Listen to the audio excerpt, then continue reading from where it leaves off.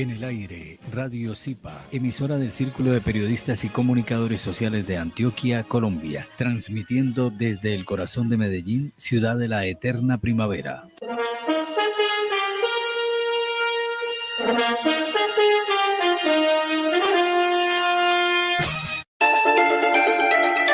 Radio Zipa Estéreo. Unimos a Colombia con el mundo.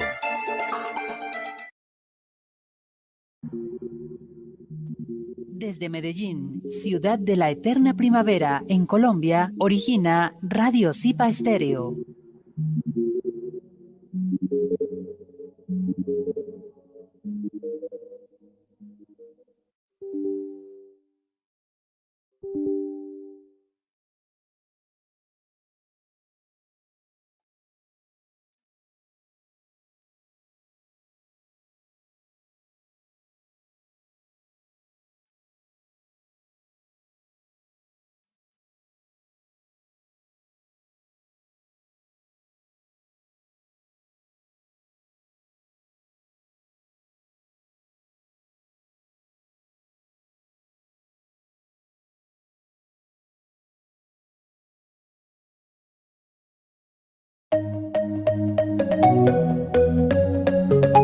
Aquí comienza Psicólogas, tejiendo sueños con amor, en sintonía con tu bienestar. Un programa de la corporación Tejiendo Sueños con Amor y Esperanza, donde cuidamos tu bienestar y salud emocional. En este espacio podrás explorar, expresar y gestionar tus emociones y sentires más profundos. Con enfoque de la psicología humanista, psicoanálisis y arteterapia. Dirigido por las profesionales en psicología Erika Milena Durango y Armi Gutiérrez Galvis. Escúchenos todos los viernes a las 10 de la mañana en Radio Zipa Estéreo, con repetición a las 8 de la noche por www.zipantioquia.org. Y síguenos en directo por nuestras redes sociales, Radio Zipa Estéreo en YouTube, Facebook, X e Instagram. Psicólogas, tejiendo sueños con amor, en sintonía con tu bienestar.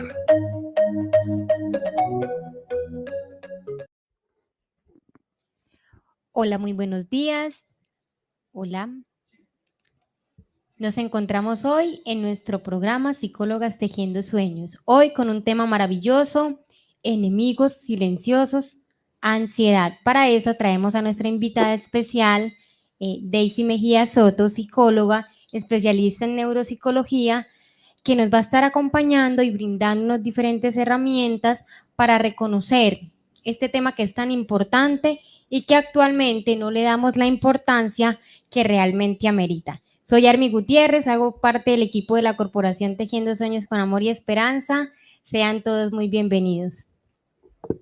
Hola, buenos días a todos. Erika Durango, les doy la bienvenida en el día de hoy al programa y también a nuestra invitada, que viene también como a darnos otro ampliamiento también del tema que quedó como pendiente, hablando un poco de la depresión. Hoy el tema es sobre la ansiedad.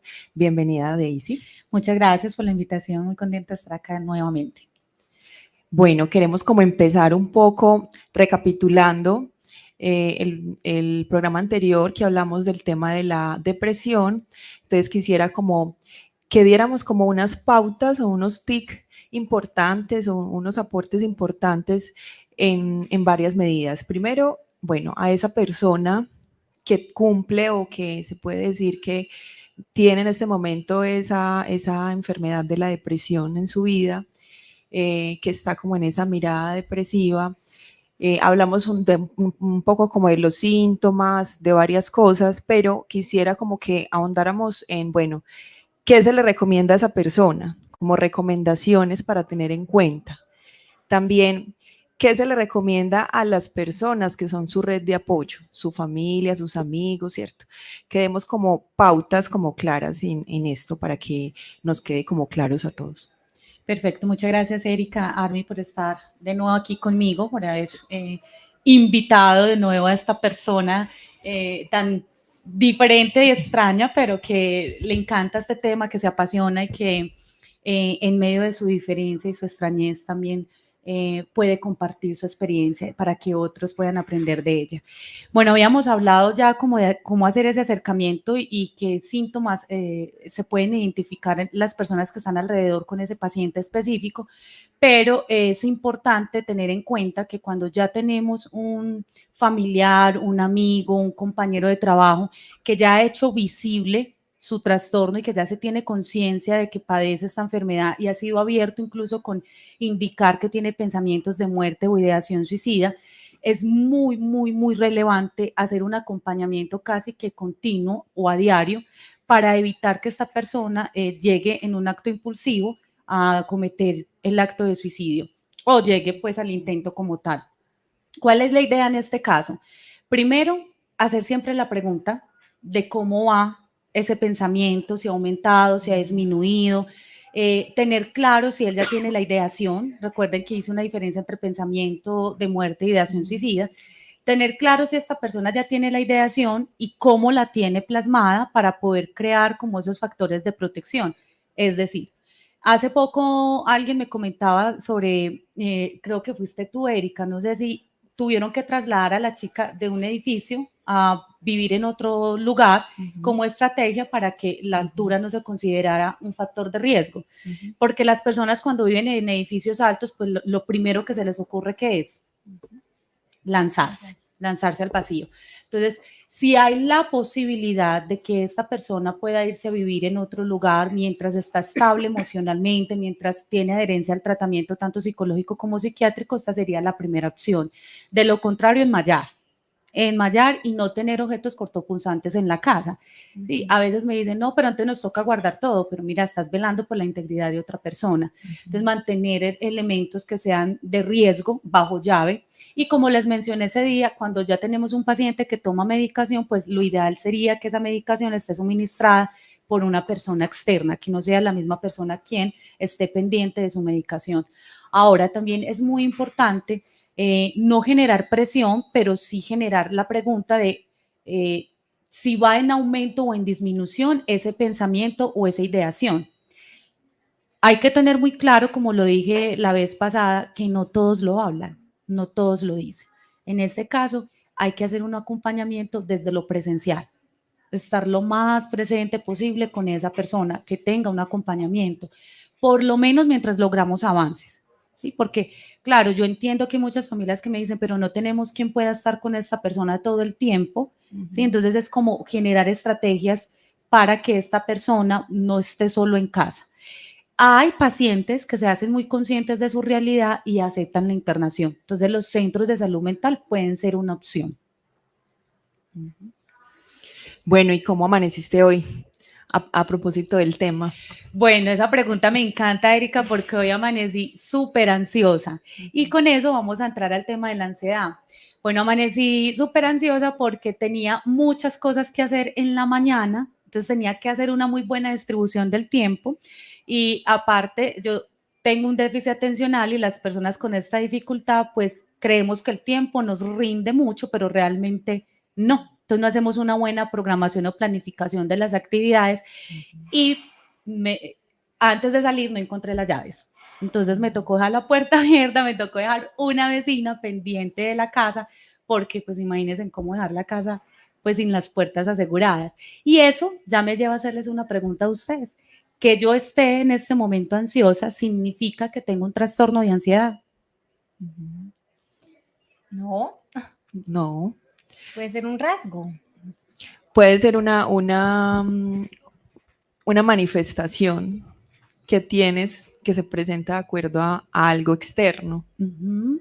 Les hago esta pregunta porque el tema de la ansiedad y de la depresión a veces se toma muy a la ligera, incluso la bipolaridad. No sé si ustedes han visto o han escuchado que las personas suelen decir, estoy deprimido, estoy ansioso, yo soy bipolar, ¿cierto? Porque confunden unas sensaciones corporales o emocionales con lo que son los síntomas o los signos, como se los hablé la vez pasada.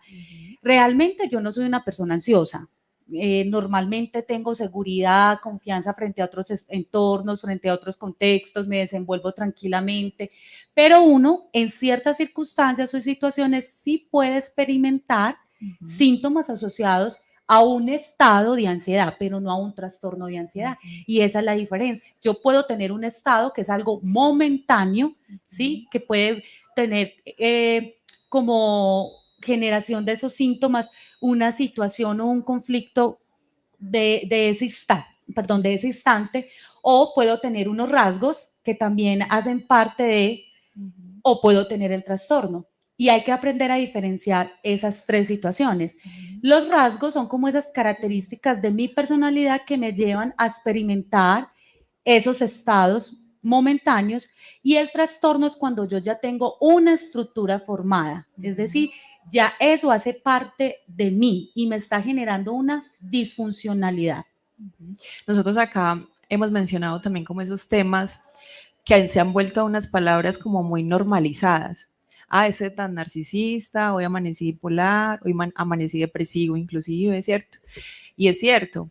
Entonces, hacíamos inclusive en el primer programa como esa distinción. Bueno, no porque tengamos unos rasgos, unos comportamientos, unos acercamientos a unas posturas narcisistas, entonces ya tengo la patología del narcisismo, ¿cierto? Es como saber que hay una diferencia marcada entre uno tener un rasgo, una actitud frente a una acción, a ya ser diagnosticado o tener un diagnóstico patológico. Entonces, eso sí lo habíamos ya mencionado también acá en el programa. Me parece muy importante que lo traigas, sobre todo porque el tema de la depresión y la ansiedad es algo que se ha normalizado. Entonces, cuando vivimos momentos en los que nos sentimos como en riesgo, ya decimos, ay, estoy ansioso. Entonces, eso también hace que, de cierto modo, no se llegue a distinguir bien, bueno, cuándo es que realmente estoy entrando ya en la patología y cuándo es algo que yo expreso de manera natural. O cuando es algo, vuelvo y lo repito, que es una situación del momento a que se genera o que tiene como causa lo que me sucedió hoy, ¿sí? No me esperaba que se me perdieran las llaves, tenía que llegar aquí a las 10, antes de las 10 de la mañana, yo no encontraba esas llaves, no, y eso que me genera un caos, ¿sí? Pero yo salgo de ese caos o de esa situación y sigo experimentando los sentimientos o los síntomas. No, ¿sí? Entonces eso es importante tenerlo claro. Ahora, para empalmar, porque eso es lo que me gusta, que podemos ir empalmando como con esas dudas del programa anterior, con el tema anterior, y ahí voy a hacerte la pregunta de, ustedes dos, ¿cómo se sienten? ¿Cómo están hoy? Yo estoy calmada, tranquila. Calmada, tranquila, Army. Yo estoy con incertidumbre. ¿Y eso? Tengo hoy un evento muy especial que me genera muchas emociones. Mi bebé está cumpliendo 1 añito de vida, entonces, bueno, estoy con esas emociones de, bueno, saber cómo va a transcurrir el día, esa celebración que es un poco más familiar. Entonces me genera una mezcla de emociones y hoy me siento así. Listo. Entonces, cuando tenemos un paciente con ansiedad y cuando tenemos un paciente con depresión, ¿ustedes qué creen que les genera estas preguntas tan directas? Ansiedad. Él no puede responder, sí, él no puede darle palabra como a eso que quieren decir y no saben cómo decirlo. Perfecto, entonces a un paciente con ansiedad le puede generar muchísima más ansiedad y a un paciente con depresión pues le puede generar esa sensación de, pues tú ya sabes que estoy mal, o sea, que como quieres... una irrupción en ellos ahí. Exacto, entonces era lo que yo les decía ese día, a veces les preguntamos lo que ya sabemos y no queremos escuchar lo que realmente el otro quiere decir. Entonces, si vamos a hacer la pregunta es porque estamos dispuestos a apoyar lo que sigue después de la pregunta. Si yo le digo al paciente con depresión, ¿cómo te sientes? Y el paciente empieza a hablarme desde lo negativo, desde su sentimiento, desde esas expresiones de displacer, y yo le digo, como les decía esa vez, no, pero no te sientas así. ¿Tú crees que esa persona va a querer volver a expresar ese sentimiento? No.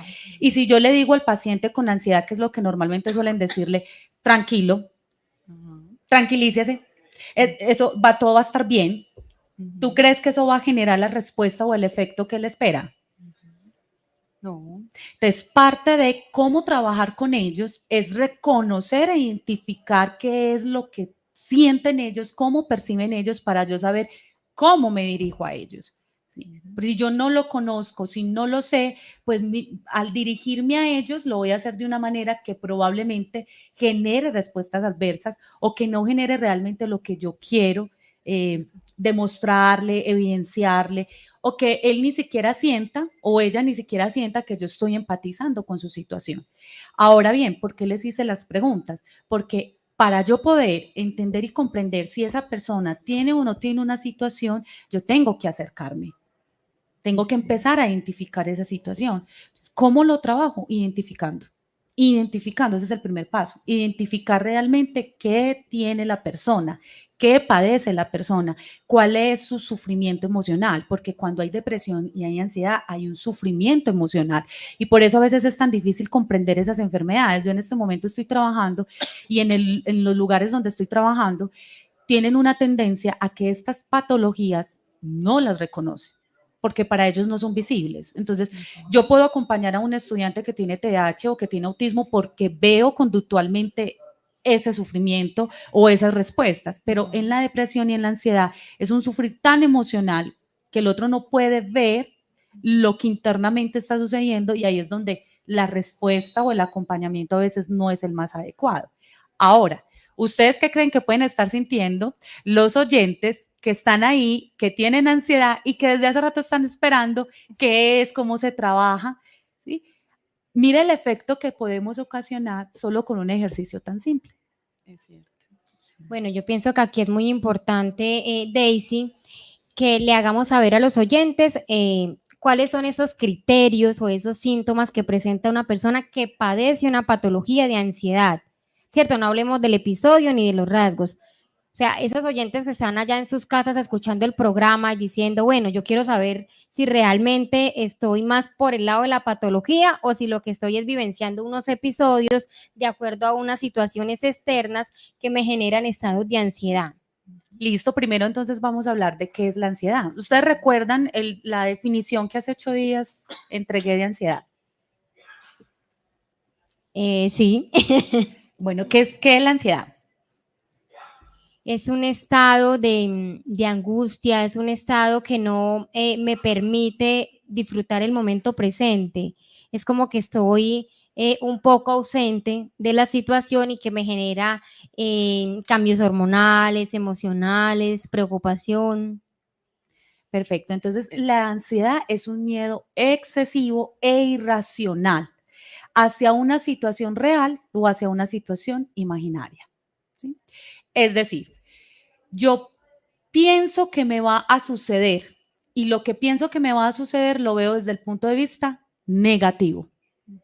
Todo lo que me va a pasar con esa situación que estoy anticipando va a ser negativa. Entonces, yo planeo un paseo, ¿sí? Y empiezo a planear el paseo y empiezo a pensar, se me quedan los tiquetes, se me queda la maleta, se me queda tal cosa, mi mamá se va a enfermar. Todo lo que está alrededor de la planeación de ese paseo empieza a ser negativo y empieza a generarme esas respuestas ansiosas de miedo, de no querer ir o de que si voy algo malo va a pasar, ¿sí? O ya estoy en la situación real, ni siquiera he podido ver la consecuencia de esa situación real, pero ya estoy diciendo que lo que va a pasar con esa situación real es del orden negativo. Recuerden que la persona, en eso sí tienes mucha claridad, Armi, es que la persona no está en el presente. La persona por lo general está en el futuro, en lo que va a suceder, en lo que va a venir. Y como no tiene esas herramientas para responder a lo que piensa que va a suceder malo o negativo, ahí es donde entran esas respuestas corporales, en muchos casos, lo que se conoce como ataques de pánico o crisis paroxísticas, porque la persona empieza a hiperventilarse, empieza a sudar, empieza a sentir que se va a desmayar. Algunos incluso tienen una sensación de me va a dar un infarto.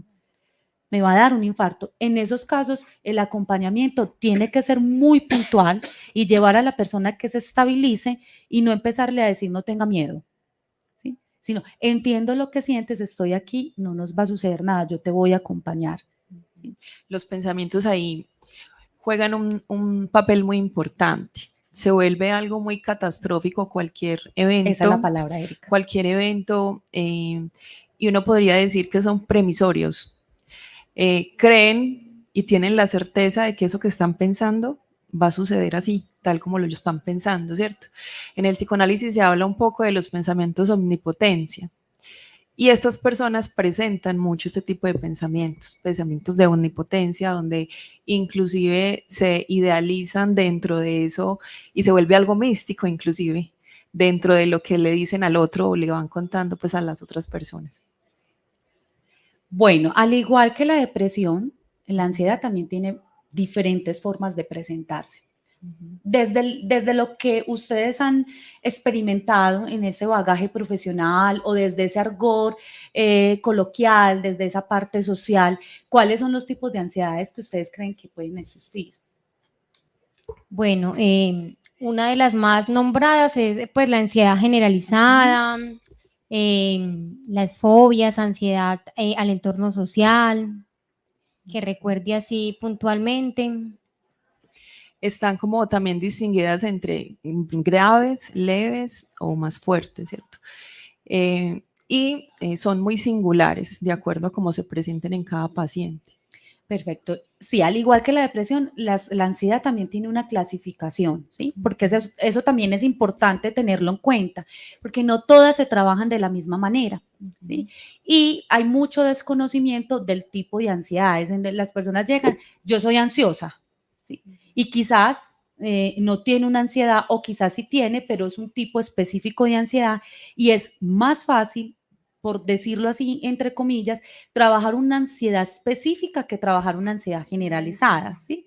Y desde ahí hay que tener el punto de partida en la intervención. Entonces ya sabemos que la ansiedad, las ansiedades que ustedes nombraron, esas son, entonces tenemos ansiedad generalizada, tenemos ansiedad social, tenemos las fobias, que mucha gente no sabía que las fobias entran dentro del grupo de la ansiedad y ya les voy a explicar por qué. Y tenemos una que el DSM-5 en su última versión sacó de otro grupo de trastornos e ingresó a este trastorno de ansiedades que es el mutismo selectivo. Curiosamente, muchas personas todavía piensan que el mutismo selectivo hace parte de los trastornos del lenguaje, pero no. El mutismo selectivo, dentro de varios estudios que se hicieron, fue ingresado como parte de un trastorno de ansiedad, dado que la persona no tiene una dificultad en su lenguaje, no tiene una dificultad en puntos o modos de articulación, sino que el niño, el adolescente o la persona toma la decisión de no hablar en ciertos espacios con ciertas personas o en ciertos contextos. ¿Y esto por qué lo hace? Porque hay una base insegura. Y esa es una de las bases de la ansiedad. Las inseguridades personales o las inseguridades externas. Y ahí, punto clave.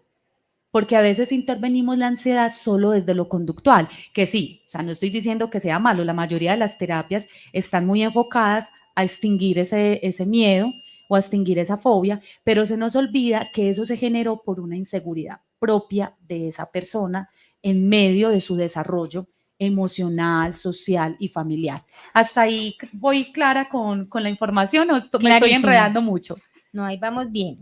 No sé si de pronto tenemos sí, por Tomás, acá, algún oyente con alguna pregunta. Sí, claro que sí, comentario. por acá nos saluda María Norma Bischop, nos dice, en sintonía desde Argentina, excelente tema a tratar, muy importante, felicitaciones al programa, saludos a los integrantes del panel, saludos a Radio Zipa Estéreo, muchísimas gracias María Norma. También nos dice Sor María, buenos días, felicitaciones a Radio Zipa Estéreo por tan excelentes programas, muchísimas gracias Sor María.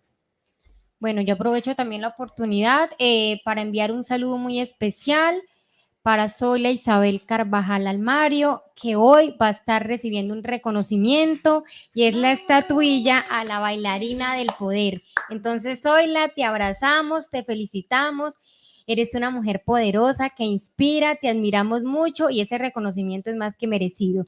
También un saludo para Abraham Umbarila Savera, director de Radio Zipa Estéreo. Saludo para Tomás Giraldo Espina, practicante de locución que también hoy nos acompaña aquí en cabina. Muchas gracias. Bueno, ¿qué les parece entonces si hablamos de esos síntomas generales? Recuerden que cada trastorno tiene su sintomatología particular o su signo que nos permite decir este es el diagnóstico y este es el trastorno que presenta la persona. Pero también tenemos unos síntomas generales. Esos síntomas generales es lo que nos permite a nosotros levantar la señal de alarma. ¿sí? Y ya ir a consultar al profesional y que sea ese profesional quien nos diga, bueno, si lo estás presentando, no lo estás presentando, y vamos a hacer una valoración más profunda para identificar en cuál de los trastornos te vamos a ubicar, diciéndolo como desde esa parte de la observación y de la valoración clínica. Entonces tenemos esos síntomas generales que serían una inquietud motora, ¿sí? Normalmente las personas ansiosas, incluso a veces las confunden con personas hiperactivas, o ellos mismos son, es que yo soy muy hiperactiva. Claro, pueden haber, recuerden que pueden haber 2 diagnósticos en una persona y ahí habría que hacer un diagnóstico diferencial para tener muy claro cuál prevalece sobre el otro, pero en muchas situaciones o en muchos casos es que la persona está presentando ya como esas respuestas conductuales de la ansiedad. ¿Con qué va acompañado? Con pensamientos catastróficos, como dijo ahorita Erika, con rumiación de pensamientos, eso comparte el síntoma con la depresión. Entonces son personas que todo el tiempo están pensando y no encuentran nunca una solución a ese pensamiento. Es más, a veces ni terminan con una idea y ya tienen la otra idea en la cabeza. Son personas que cuando están haciendo una actividad ya están pensando en la otra. Entonces el jefe les entrega, les dice, necesito esto para las 3 de la tarde y ella ya le está preguntando, ¿y qué necesita para mañana? No, espérame, estamos en la de hoy a las 3 de la tarde. Son personas que se les dificulta entregar el control, ¿sí? Siempre quieren tener, digamos que ese poder sobre sus decisiones, sobre el espacio, sobre las circunstancias, y cuando no lo tienen, entonces ahí se detonan esos síntomas.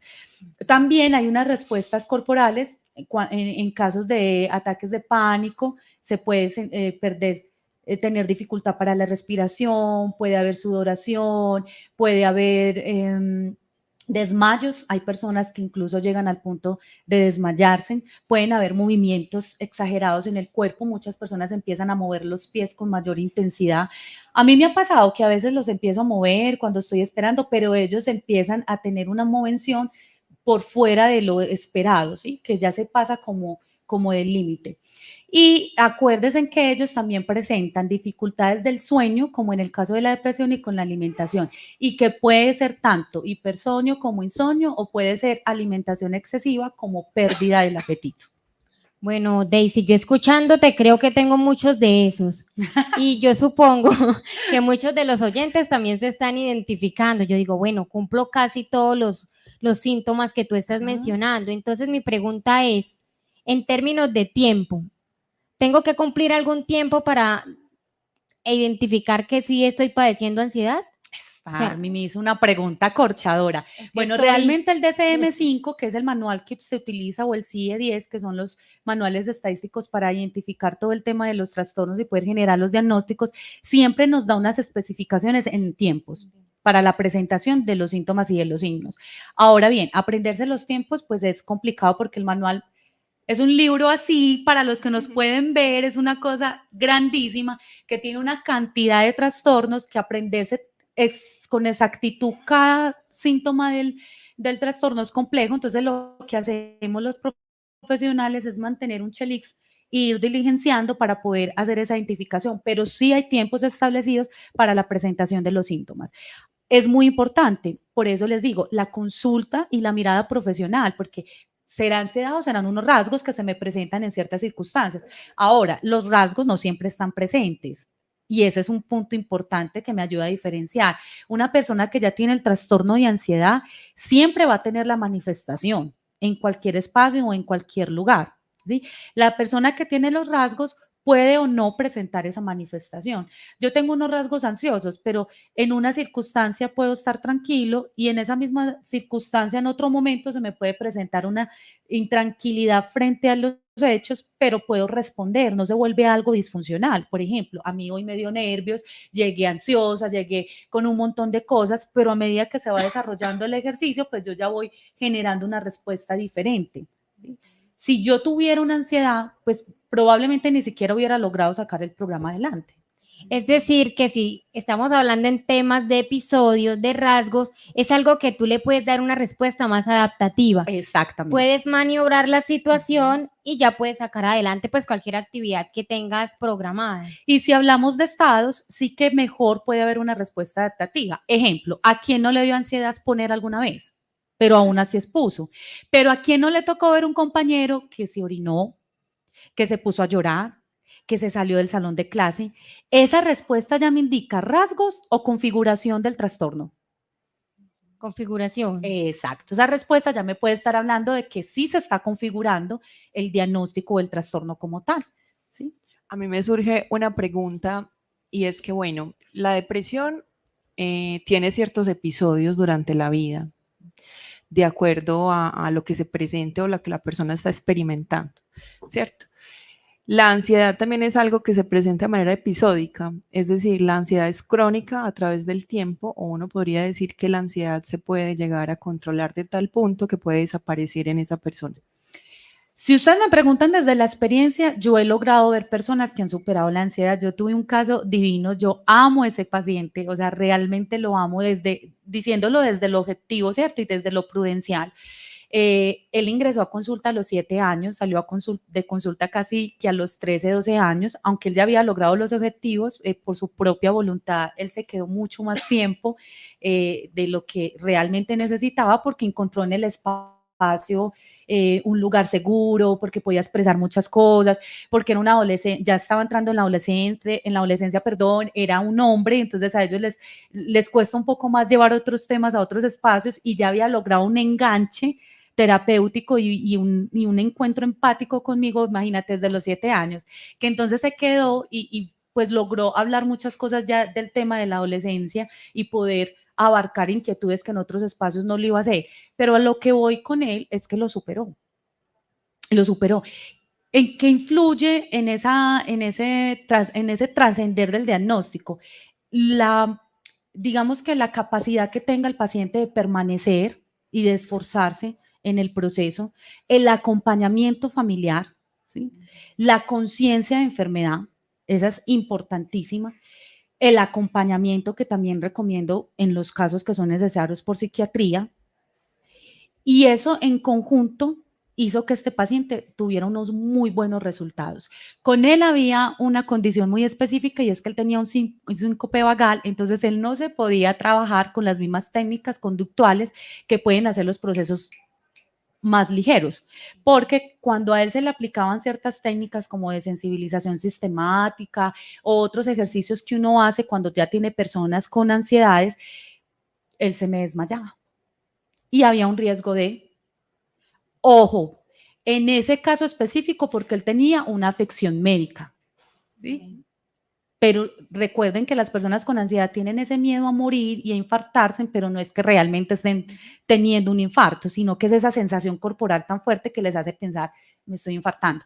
En el caso de él era diferente porque sí tenía la condición médica que podía llevar a generar unas respuestas más peligrosas o que terminara afectando su integridad física. Entonces, con él la terapia tuvo que ser muy diferente. Él ingresó con una ansiedad generalizada.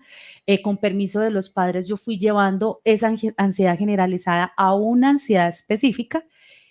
Cuando la logramos llevar a ese punto, se trabajó hasta la parte específica.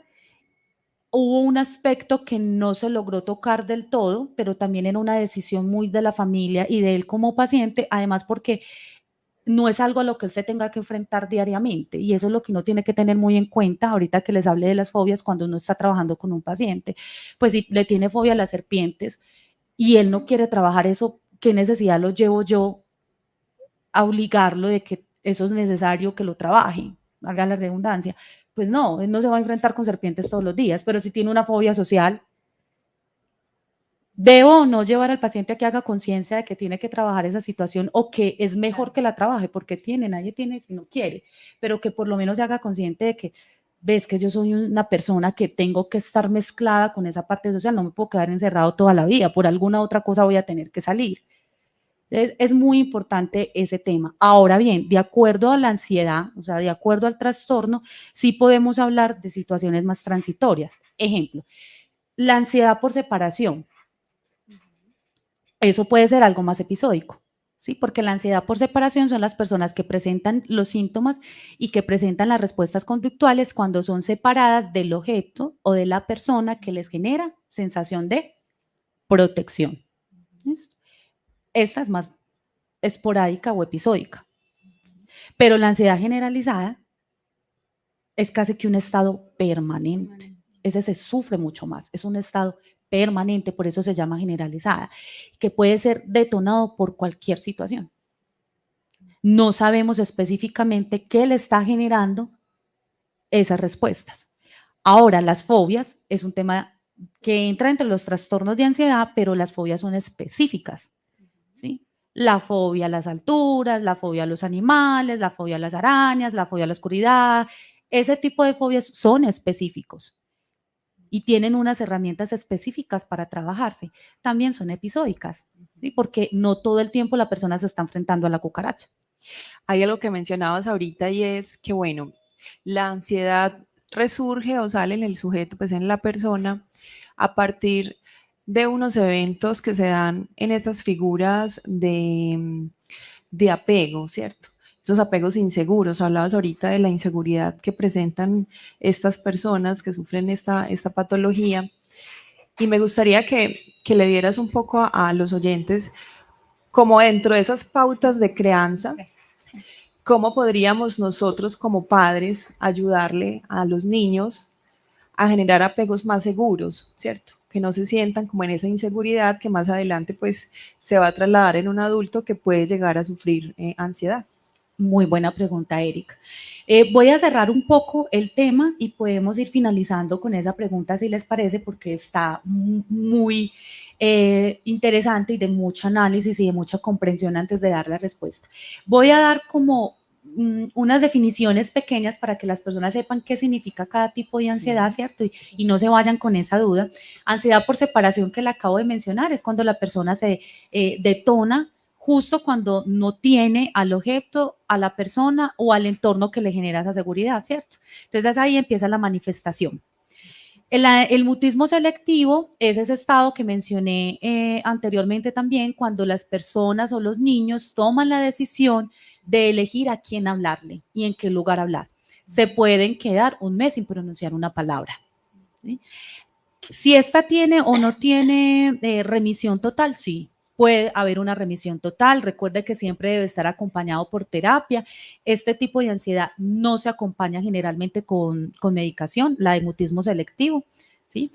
A no ser de que hayan unas respuestas muy aversivas y se vea la necesidad de ayudar a hacer ese control externo, pero normalmente ellos no tienen respuestas aversivas, no tienen ataques de pánico, simplemente se aíslan y no pronuncian palabra, pero pueden estar en ciertos entornos sin presentar angustia o sin presentar ese miedo. Solo que la parte de la comunicación para ellos es un efecto o una respuesta de la seguridad y de la confianza. En este momento yo tengo a alguien con mutismo selectivo y hasta hoy solo se ha sonreído conmigo. Pero en las observaciones que he hecho en el colegio he podido ver que con ciertos compañeros sí habla, con otros, y hay docentes con los que tampoco, ni siquiera los mira, pero responde académicamente muy bien, ¿sí? Y no tiene problema con que le den indicaciones. Bueno, la otra es la ansiedad generalizada, que como acabo de referir también, es una ansiedad que no se tiene conocimiento de la causa específica y que los síntomas permanecen casi que todo el tiempo, tiene una mayor regularidad su manifestación y cualquier situación la puede detonar. Con estos pacientes puede ser más complejo, como les dije ahorita, porque si yo tengo una fobia específica, una agorafobia, yo sé específicamente qué va a generar en ese paciente la situación. Entonces se pueden crear prevenciones desde ese control y desde esa situación externa de no asista a ciertos espacios, desde no le presenten imágenes relacionadas o asociadas a esto si no está haciendo un previo tratamiento. Mientras que en la ansiedad generalizada, yo no sé cuándo ni cómo ese paciente va a generar la respuesta, ¿sí? Y tenemos la ansiedad no especificada, que también hay un tipo de depresión no especificado, que es cuando hay una manifestación o cuando hay una relación de síntomas, pero ninguno cumple con todos los criterios para estar dentro de un diagnóstico específico.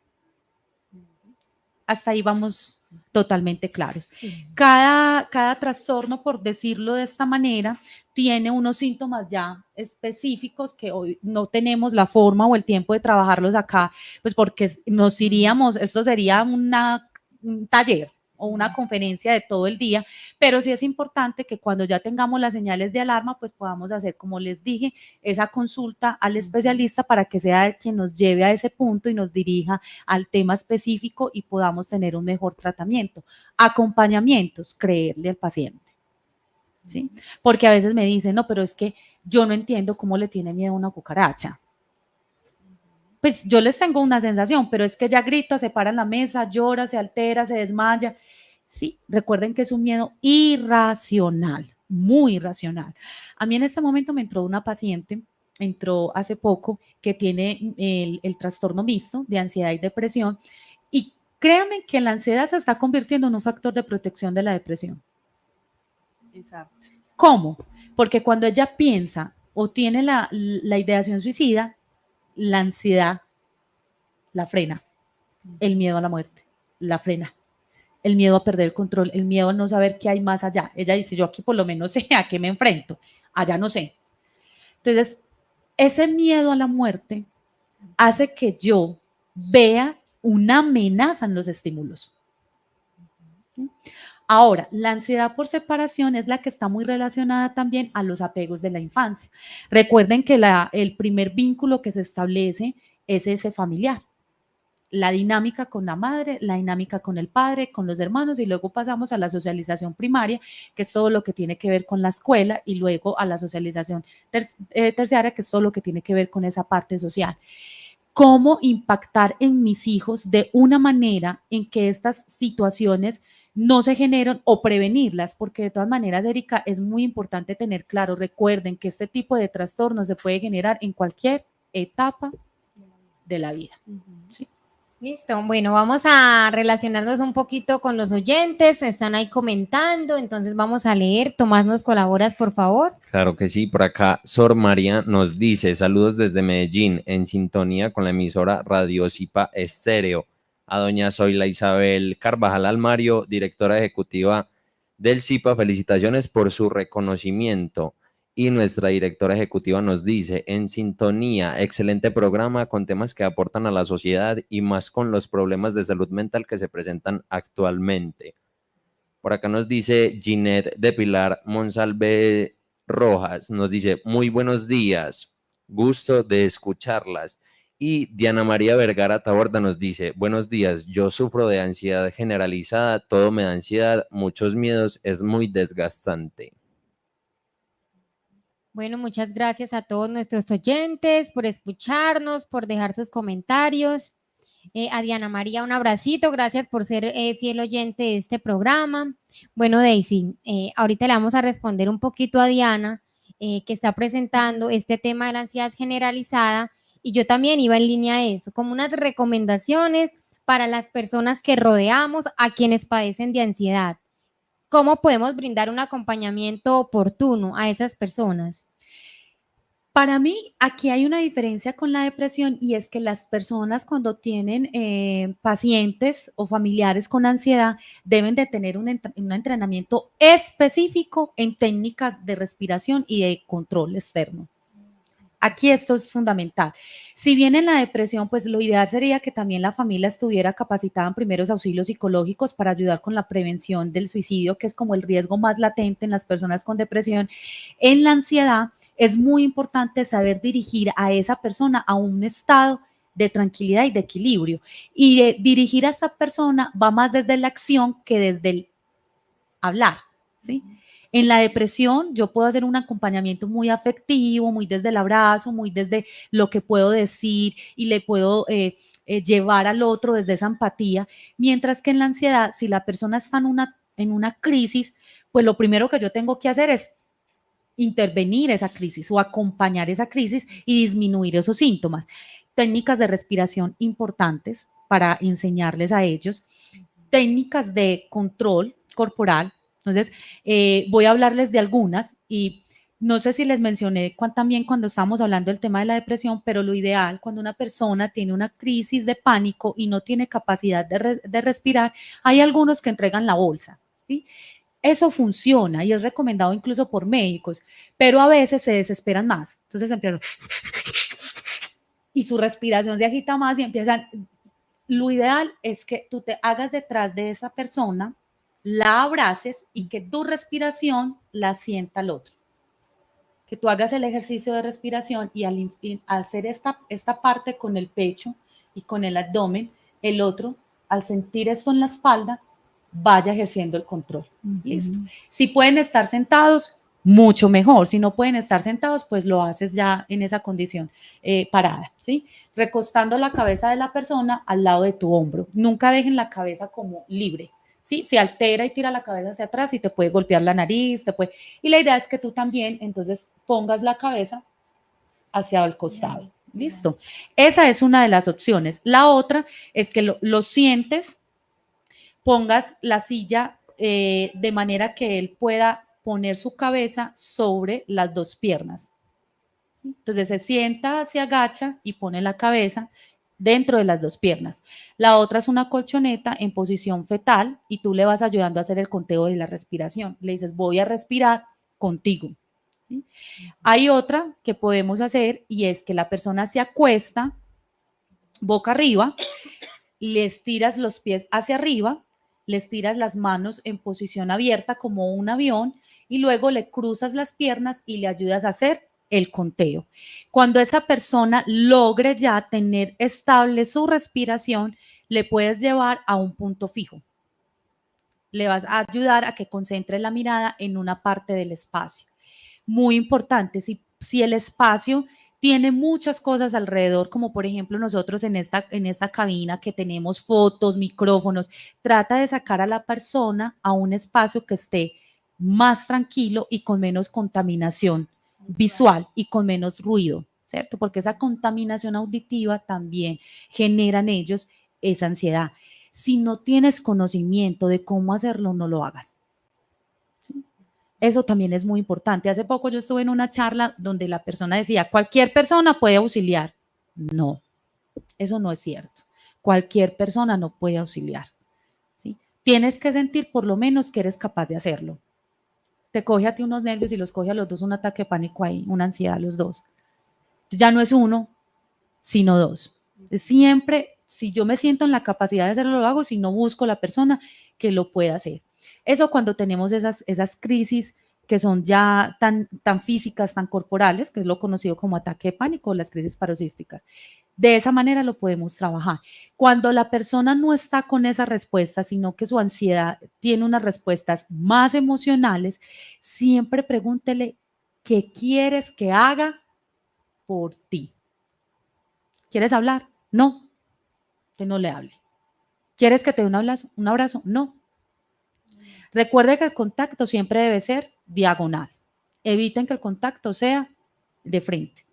No es usual que ellos se tornen agresivos, pero hay que prevenir. Y si tú estás de frente, hay más propensión o vulneración a que seas atacado. ¿Sí? Y por eso es tan importante preguntar en qué te puedo acompañar, en qué te puedo ayudar. Lo otro, como familia, como amigo, como compañero, crea en el síntoma de la persona. Porque a veces para nosotros es muy difícil, pero ¿por qué se pone así? Por una bobada. Esa es la palabra que uno más escucha. Es que se pone por unas bobadas de una manera. Entonces, recuerden que de acuerdo a la ansiedad va el tratamiento o el acompañamiento, pero estas que yo les digo pueden ser muy generalizadas, o sea, pueden ser estrategias para acompañar. Ahora, las personas que padecen ansiedad, es un tratamiento muy complementario, es decir, la interdisciplinariedad debe estar. Parte médica si es necesario, ¿sí? con fármacos, tratamiento psicológico, desde lo conductual es lo más recomendable porque ayuda a disminuir el síntoma desde casi que las primeras sesiones, que es la respuesta más visible, pero si tienen un modelo de atención integrativa y consiguen un psicólogo que tenga este modelo, pues puede ser mucho mejor porque te va a ayudar con las bases inseguras y con esos elementos emocionales que de pronto no tocan las terapias tan conductuales, ¿sí? El ejercicio es fundamental, pero que vaya acompañado, porque me pasa con muchos pacientes que me dicen, estoy haciendo ejercicio y no me sirve de nada. No es que esa es una parte, porque recuerden que el ejercicio libera casi que los mismos neurotransmisores que puede nivelar una medicación. Pero si yo solamente estoy haciendo ejercicio y no estoy haciendo otras o utilizando otras herramientas, pues no va a ser suficiente para el tratamiento. Y el ejercicio tampoco es, yo hice 1 hora a la semana, porque ahí no hay una continuidad y no hay forma de que se genere un hábito y ese hábito genere las respuestas positivas que estamos esperando. Hasta ahí voy bien y ya me dicen si empezamos con la pregunta de Erika, que no crean que se me olvidó. Bueno, sino que iba acá a mencionar algo muy importante y es, dentro de esa persona que padece esta patología, bueno, ¿cómo hacerlo responsable de ser responsable, cierto? Porque puede ser muy evasivo, se escucha mucho a los familiares como es que todos estamos ahí, todos le ayudamos, pero entonces, ¿cómo comenzar a darle un poco de responsabilidad a él dentro de eso que le está sucediendo? Bueno, yo he encontrado desde mi experiencia, ¿cierto? Puede que en otros profesionales tengan otra visión, pero desde lo que yo he ejercido hasta el momento, bueno, este año cumplo 10 años, el 14 de junio cumplo 10 años de experiencia. Voy a hacer una super fiesta, yo me voy a comprar hasta la torta. Entonces, volviendo al tema, yo he encontrado que les es más fácil asumir la responsabilidad del diagnóstico a las personas con ansiedad que a las personas con depresión. ¿Sí? En la depresión se pierden más los procesos voluntarios, la motivación. En la ansiedad hay una necesidad constante de salir de ahí y eso los pone más ansiosos. Normalmente, si tienen una mayor capacidad de responsabilizarse, incluso a veces se responsabilizan más de lo que deberían y se tiran duro, se culpan. Y eso los lleva a que el diagnóstico empeore. ¿Sí? Es que no puedo, es que tal cosa, es que yo tengo que hacerlo, es que, porque acuérdense que ellos también tienen en algunos casos una necesidad de control. Porque es que si ellos no controlan, tienen más riesgos, porque el otro no los va a proteger como ellos creen que pueden protegerse. Entonces, en el caso de ellos, antes son más excesivos con el tema de la responsabilidad y todo lo quieren asumir. Yo lo hago, yo tal cosa, yo tal otra. Pero ¿qué pasa? Que cuando empiezan a darse cuenta que no pueden con todas esas cargas, empiezan a afectarse y a culparse y emocionalmente a sufrir. No soy suficiente, no pude con esto, no soy tan bueno, ¿sí? Así lo sean, pero no se ven buenos porque sienten que no van al ritmo de lo que ellos se proponen, porque además se proponen unos ritmos. Entonces ellos se ponen unas metas a muy corto plazo sin hacer un buen análisis de si esa meta se puede cumplir o no con todo lo que ellos planificaron para esa meta o para ese tiempo. Bueno, me dicen si entramos ya sí en esa respuesta. Erika, vea, esto es un debate muy grande, incluso ayer lo estaba hablando con unos docentes porque ellos decían, no entendemos por qué en nuestra época no había tanta depresión y tanta ansiedad. Y yo le decía, o quizás no se nombraba tanto. Y yo le decía, ¿quiénes son la consecuencia de estos adultos? No, o sea, nosotros somos la consecuencia de nuestros padres y estos jóvenes de ahora, que son los que más están padeciendo depresión y ansiedad, son la consecuencia de nosotros. Entonces yo les decía, realmente estábamos tan sanos como a veces pensamos y crecimos tan seguros y con vínculos tan positivos, pues si así fuera, no tendríamos una sociedad que se está viendo tan afectada. No, pero nosotros no evidenciamos tanto las cosas y yo, pero terminamos construyendo el síntoma. Ojo, es mi posición, ¿sí? Pueden haber otras miradas, pero yo digo, ese niño fue producto de una crianza de esa persona que quizás no se detonó, pero puso sus frustraciones ahí. ¿Sí? Que es muy importante trabajar en estos jóvenes de ahora para desarrollar seguridades. Hay un aspecto que se les está olvidando en la educación, tanto familiar como emocional, como desde esa parte de la academia, y es la creatividad. Todos se los estamos dando, todos se los estamos haciendo. Entonces los papás llegan a hacer las tareas con los hijos y terminan haciendo las tareas. ¿Qué puede haber ahí? Culpa. No estoy en todo el día con mi hijo. Solucione su problema para que solucione el de su hijo y le ayude a él a crecer con una mirada diferente. Pero estos muchachos, a diferencia de otros momentos evolutivos o de otras épocas o de otras sociedades, no tienen la capacidad de explorar lo que son. Porque la vida les resuelve. Si yo quiero que alguien aprenda a confiar en sí mismo, pues por lo menos tiene que saber para qué es bueno, para qué no es tan bueno, cuáles son sus debilidades, cuáles son sus fortalezas. Ahora no le digamos nada desde lo negativo a un niño, pero él sale y se encuentra con una sociedad, con unos compañeros, que todo lo que le ocultaron en casa se lo dicen afuera. Eso es un choque emocional. Y ahí mismo empiezan, no, este espacio no es tan seguro. Relacionarme puede ser contraproducente, me puede dañar. Ahora bien, las experiencias con las fobias son diferentes porque dentro de los estudios se ha encontrado que las ansiedades específicas como las fobias están más asociadas a un hecho traumático. Estoy hablando de término general, ¿sí?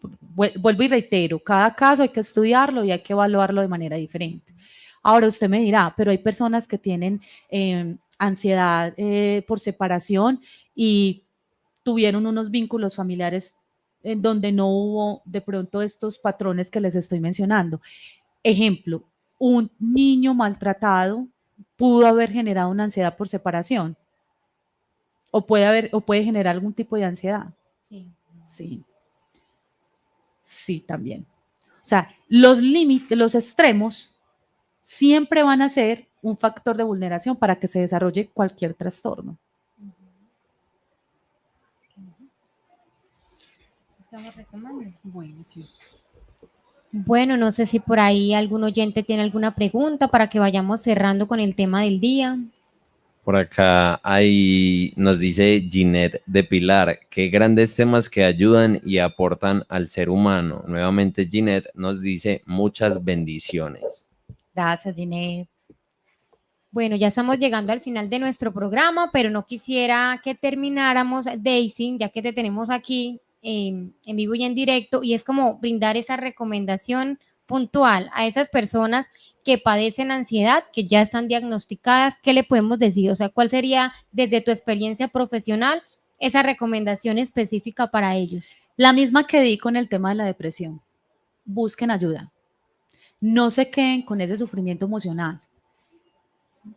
Hay herramientas, hay formas, hay medios y habemos personas dispuestas a hacer ese acompañamiento. El silencio no siempre es la mejor respuesta y hay que tener muy claro cuándo el silencio opera y cuándo el silencio no opera, ¿sí? Y esto incluso va también para nosotros como profesionales, porque a veces el silencio del paciente nos perturba y es hacer esa identificación cuándo ese silencio es necesario y cuándo ese silencio tiene que romperse, hablar, expresar, decirlo, no quedarse callado.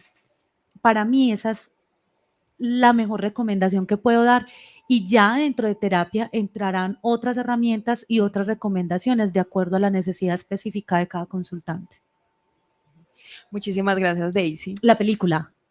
Sí, vamos Les a voy a dejar una película recomendada, Armi la tiene por ahí escrita.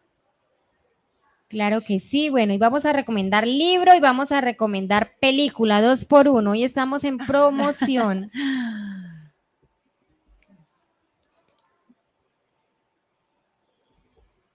La película se llama Mejor Imposible. La pueden ver para que creen esas reflexiones, que va un poco ligado también al tema que hemos estado manejando en estos 2 últimos programas, que es ansiedad y depresión. El libro recomendado del día se llama Recupera tu mente, conquista tu vida. Ahí lo están viendo en pantalla. De la autora Marian Rojas Stapp. Bueno, y yo voy a dejar por acá mis redes porque la vez pasada no las dejé, entonces mi red en Instagram es Detrás del Diván. Les recomiendo mucho que entren, es una red o es una página que se creó con toda la intención de que ustedes pudieran conocer más esa experiencia detrás del psicólogo, esa historia de vida que traigo y que a través de ella se identifiquen y puedan encontrar respuestas y a su vez puedan darse cuenta que no están solos, que no son las únicas personas que pasan por situaciones tan complejas, dolorosas y difíciles y que siempre hay una salida, que la única salida no es pensar en la muerte. Hay mejores oportunidades y se los puedo asegurar. Muchísimas gracias, Daisy, por acompañarnos hoy, a todos por escucharnos. Les damos la despedida por el día de hoy. Nos vemos en el próximo programa. Chao, chao. Querida, gracias.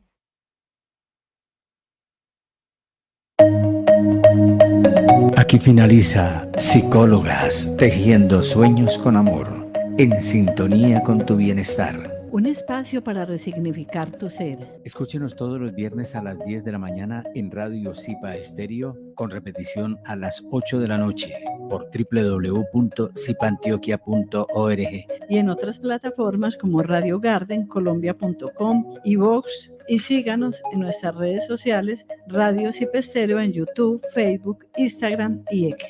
Psicólogas, tejiendo sueños con amor, en sintonía con tu bienestar.